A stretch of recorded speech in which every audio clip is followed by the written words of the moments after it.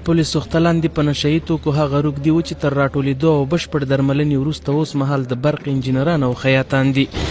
دا غږ به مو ډېر اورېدلی وي په سوشل میډیا او په خاصه توګه په ټیک ټاک کې ډېر مشهور دی، ډېر وایرل دی، هر چا پرې ویډیوګانې جوړې کړي.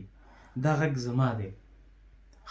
دا غږ اوس له کومه را پیدا شو او څنګه سوشل میډیا او په خاصه توګه ټیک ټاک ته راووتو او ډېر مشهور شو. دا غږ چې اصلي د کوم راپور نه راخیستل شوی دی هغه راپور هم تاسې وګورئ. هغه راپور دا دی. دا تر پولیس سوختلاندې په نشه یي توکو هغه روږدي وو چې تر راټولېدو او بشپړ درملنې وروسته اوس مهال د برق انجینران او خیاطان دي. دا که په تیر کې ځوانان وو خو ځواني په نشته حسابه او پر سر د حیواناتو په څیر سوداګري کې ده. اسلامي امارت له لارو کوڅو دغه ځوانان راټول کړل او د افغانستان راتلونکي هیلې ورپورې وتړلې. الحمدلله امروز احساسات ما زنده شده و دوباره به زندگی عادی برگشتیم.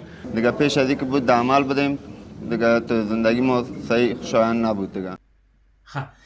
تقریبا له نن څخه شپږو میاشتې وړاندې زه په کابل کې د معتادینو کم ته لاړم او هلته مې د هغوی پر ژوند باندې یو راپور جوړاوه. هغه معتادین چې مخکې په پولیس سوختلاندې اوسېده، نه یې خپله کورنۍ پېژنده، نه یې پلار پېژندو، نه یې ورور پېژندو، هېڅوک یې نه پېژنده.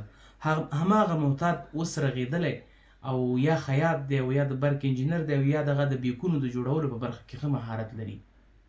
نو کله چې ما د دوی په دغه هنر باندې یو راپور جوړ کړ، راپور مې چمتو کړ. کله چې موږ دغه راپور نشر کړ، د راپور له نشر کېدو څخه تقریبا 2 یا 3 ساعته وروسته دغه غږ سوشل میډیا او په خاص توګه ټیک ټاک ته راووتو. هر چا پر خپل ملګرو باندې ولګاوه. چا به چې چېرته بنډار کوم دا غږ به پرې لګېدلی و چې دا تر پولیس سوختلاندې په نشه یي توکو هغه روږدي دي چې تر راټولېدو او بشپړ درملنې وروسته اوس مهال د برق انجینران او خیاطان دي. ډېری کله ماته ملګري هم دغه یادونه وکړي چې تا دغه غږ څنګه ثبت کړی دی او دا غږ دی څنګه سوشل میډیا ته راووته.